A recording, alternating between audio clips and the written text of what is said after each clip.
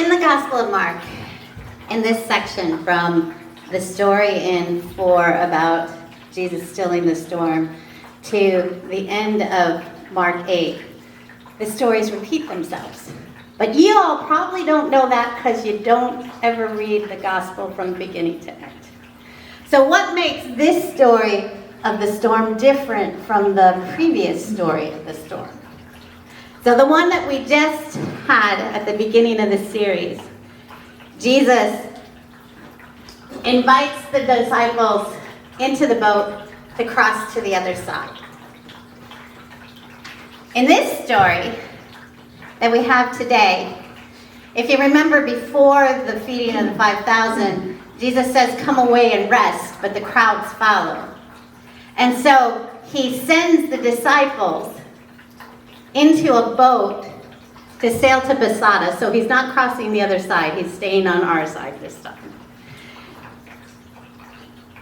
And he dismisses the crowd, goes up the mountain to pray. Then, in both of them, a storm happens. In Mark 4, it's a great storm. It's so bad. It's horrible. It's destructive. And the disciples are scared. In Mark 6, the wind has blown up and the disciples are struggling with their oars. So, when the storm comes up, in Mark 4, Jesus is asleep on the boat because he's exhausted from all that he has done. Remember, this is prior to just Mark 1 has happened and immediately everything has happened, right? Lots of crowds, lots of healing, lots of teaching, and he's exhausted. And so he lies down in the stern of the boat on a cushion and falls asleep.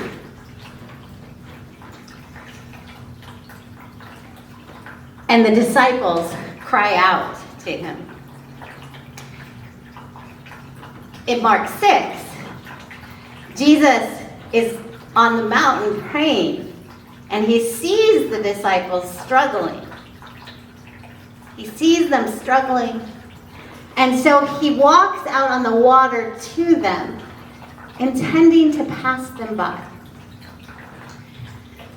So, in Mark 4, they cry out to Jesus, who's sleeping, "Don't you care that we are perishing?" In Mark 6, the disciples scream because they think there's a ghost. Jesus, in Mark 4, says to the storm, not to the disciples, to the storm, "Peace, be still. Hush, be quiet." He tells the storm to stop. In Mark 6, Jesus says to the disciples, "Take heart, it is I. Do not be afraid." To the disciples in Mark 4, he said, "Why are you afraid? Have you no faith?" And so the disciples in Mark 4 say, "Who is this that even the sea and the wind obey him?" And if you read the next stories, we're to answer that question. So now we have Jesus in the boat again, and the wind stops, and it says, "The disciples are astounded, for they did not understand about the loaves, and their hearts were hardened." So in this Mark 4, they're questioning who Jesus is. In Mark 6, something's changed within them. And they don't get it. And their hearts have closed up a little bit. So I want to explore this passage a little more because the main difference has to do with that they didn't understand about the loaves. They didn't understand part of how we get to understanding why they didn't understand is to figure out what's going on in this second story. So one of the phrases that is different, and it's different in all the versions. So this is only in Mark does it say Jesus intended to pass them by. When you've heard the other stories, the Luke version, it's the version of Jesus and Peter, where Peter tries to walk on the water and sinks. So why does it say that phrase? Jesus intended to pass them by. Where does it come from? What does it mean? What is it trying to point us to? So it's trying to show you two different stories from Old Testament, from the Hebrew scriptures that talk about God and God appearing among the people. It's meant to bring into our minds Moses and Elijah. Now, we don't know this yet because it doesn't happen until chapter 9. But Jesus is supposed to represent the fulfillment of the law and the prophets, the symbols of which are Moses and Elijah. Because in chapter 9, Jesus meets on the mountaintop with Moses and Elijah.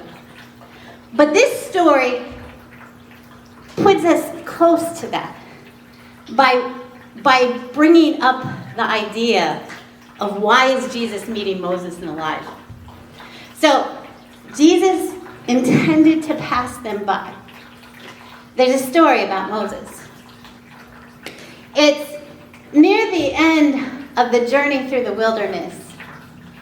And Moses has had a really rough time with the people of Israel.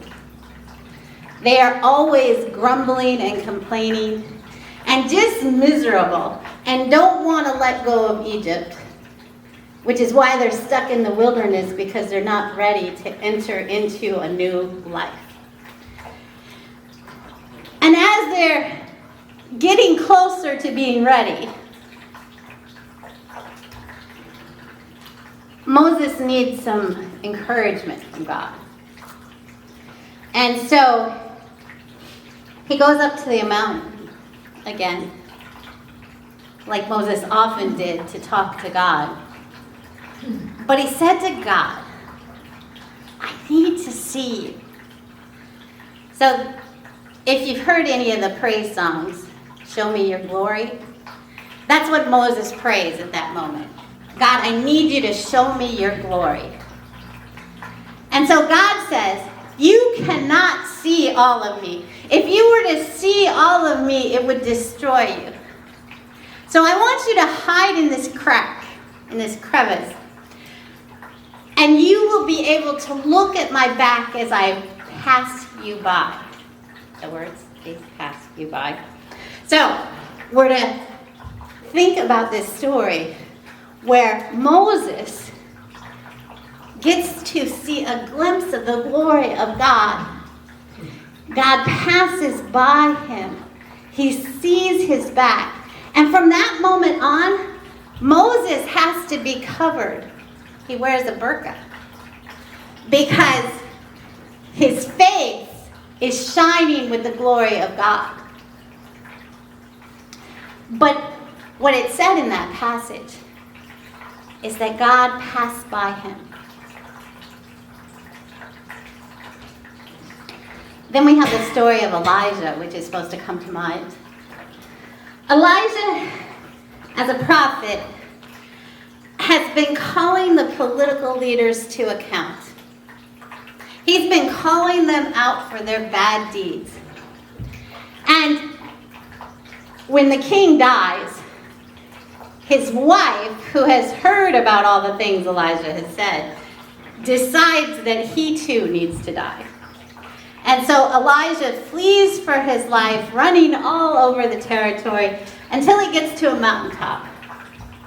And on the mountaintop, he begs God to talk to him. And God says, wait for me. And so Elijah is there waiting for God And a huge storm comes up. But God wasn't in the storm. God passes by Elijah in the sheer silence. So when we get to the story of Jesus, there are two clues that we're supposed to think about Jesus in the same way. One is when he says, "Take heart, it is I." So that's supposed to bring to mind the description of who God is, God's name. It is I. In other words, I am who I am, I will be who I will be. The name of God spoken aloud is applied in this moment with Jesus saying, "It is I." It's supposed to help you to see that God's presence is there. And then in case you didn't get it, there's that hint of God passing by. And so when those disciples are in the boat, they're having a God moment, okay? They're having a moment when the presence of God is clear and present before them. They should be able to see it because they've already experienced it, right? They've already experienced that Jesus, in the midst of a storm, can bring peace and stillness, can bring quiet and calm. And so they should be able to, in this next moment, in this next storm, experience the presence of God. They should be able to see and sense that God is near, God is present. But it says that they didn't understand about the loaves. And their hearts were hardened. So, if we remember that we started with the question, who is this that even the wind and the sea obey him? One of the answers we got to that question is this: God. God is the one who wants everyone to be fed, to be full so they are no longer hungry, to be full of food and full of the Word and full of the Holy Presence. But the disciples didn't get it. They didn't understand about the loaves and the fishes. They didn't understand about the bread of heaven. They didn't understand what they just had experienced. And they didn't understand what was going on now. Their hearts were hardened. So what is that to remind you of? It's also to point you back to the story of Moses, right? That in the story of Moses, when it comes to the point in which Moses is telling the Pharaoh to free my people, we have this phrase over and over again, that his heart was hardened.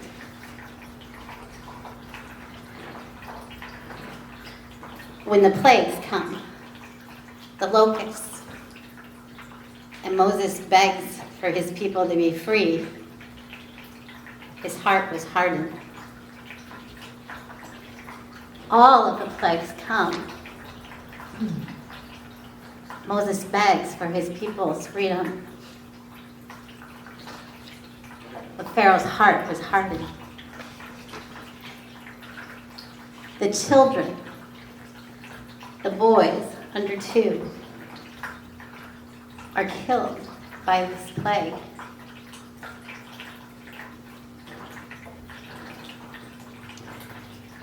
And what it says is that Pharaoh says, "Okay, go." And so they gather up their stuff, they get on the road, they're ready to go. And then it says, and Pharaoh's heart was hardened. And that's why there's that dramatic chase scene in Ten Commandments with Pharaoh and all the chariots coming after the people of Israel? Because his heart had been hardened.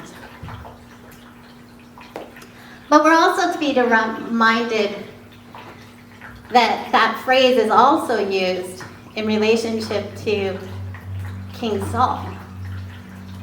That when King Saul realizes that God is no longer on his side, we hear again and again that his heart is hardened. So what does that mean for the disciples to have that phrase applied to them? Right? Because, so I've told you, and I know it's not an easy thing to hear, but in Mark, the disciples don't come out good. They just don't. And this is the beginning of the end of their discipleship journey. That this is the point at which things begin to turn for them. And they no longer understand or get what is going on. So that it can end up with them all fleeing, disowning, doubting, and rejecting Jesus. Because remember, you're supposed to choose Jesus because they didn't. But this is the beginning of that part of the narrative. Their hearts were hardened. Now, the part I didn't say about Pharaoh is it doesn't say he hardened his own heart. It said that God hardened his heart. So what does that mean for the disciples? Their hearts were hardened. If we remember the story of Moses, does that mean that God hardened their hearts? That God made it so that their hearts wouldn't understand what was going on? I mean, it's a question for us to think about.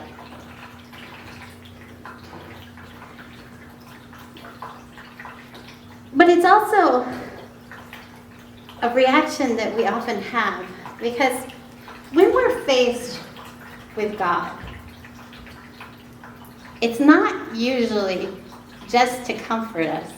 It's usually to call us to do and be something different. And what if at this point they're not sure that's what they want? What if at this point where they're on that boat and they've seen all the people and they're exhausted from the work? Because remember, before the loaves and fishes, they had been sent out on their own missionary journeys where they had preached the word, called people to repentance, where they had healed and cast out evil, and they were exhausted. And Jesus saw their exhaustion and wanted to send them away to rest. And so maybe that caring for people had closed them up some. That their hearts had been so wide open, and when they met all that pain and grief, when they met all that need and want, they didn't know how to make their way through it. And so the way they made their way through it was to tighten up their hearts, to harden it, so that the pain wouldn't come through anymore.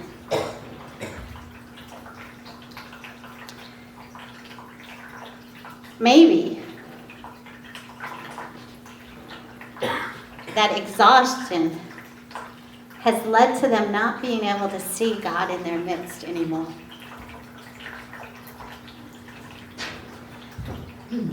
What do we do with this story? What do we do with the story where Jesus is present and real and inviting them into this new journey? And he's showing them that when it gets tough, you need to take time to be with God. Because remember, he didn't get in the boat with them. He went up the mountain to pray.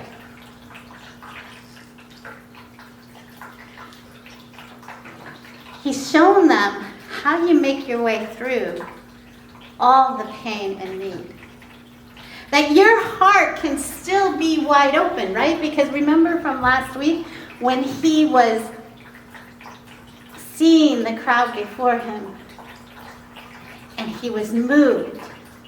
He was torn open with what they were experiencing and said they're like a sheep without a shepherd. So what he was teaching the disciples is to let your heart be broken over and over again with that pain. But then take time to heal your own heart.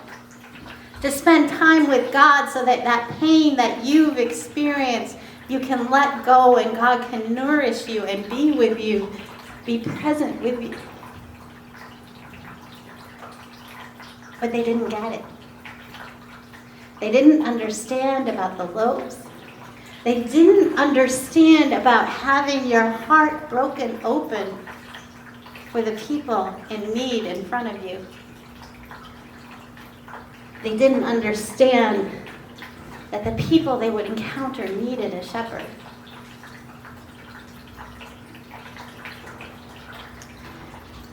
So Mark's gospel is his call to discipleship.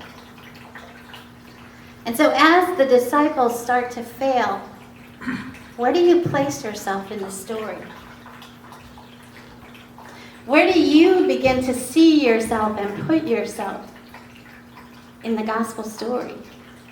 Where is your place? I mean, one of the ways we can think about this is, are you open to experience the presence of God? Are you open to have a mountaintop encounter with God? Now, it doesn't have to be a mountaintop encounter. It can be early morning watching the sunrise from your backyard. It can be sitting by the ocean side. It can be holding the hand of your loved one when they're sick and in pain. Your encounter with God is going to be personal, but will you recognize it?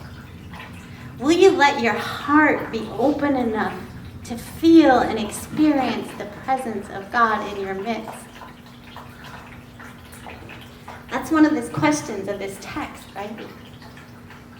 Will you be able to take heart and see God there before you? Amen.